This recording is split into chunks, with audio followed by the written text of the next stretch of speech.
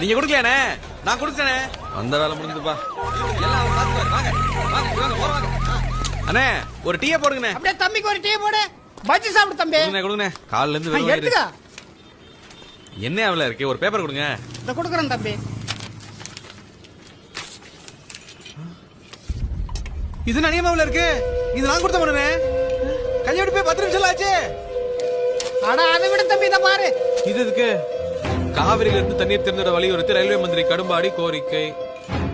மத்திய அமைச்சரோட மனு மிளகா பச்சி மடிக்கு போகுது. உன் மனு எல்லாம் எந்த மூலைக்கு தம்பி? சிவகங்கை மாவட்டம் திருப்புவனம், கீழடி, மாடப்புறம், ஏனாட்டி உள்ளிட்ட பகுதியில் கடந்த வாரம் உங்களுடன் ஸ்டாலின் திட்ட முகாம் நடைபெற்றது. இதில் பொதுமக்கள் அளிக்கும் மனுக்களுக்கு 40 நாட்களுக்குள் தீர்வு காணப்படும் என அதிகாரிகள் தெரிவித்திருந்தனர். இந்நிலையில் இதில் பெறப்பட்ட மனுக்கள் திருப்புவனத்தில் வைகை ஆற்றில் மிதந்தது மக்களுக்கு அதிர்ச்சியை கொடுத்துள்ளது. மாட்டிக்கிட்ட பங்கு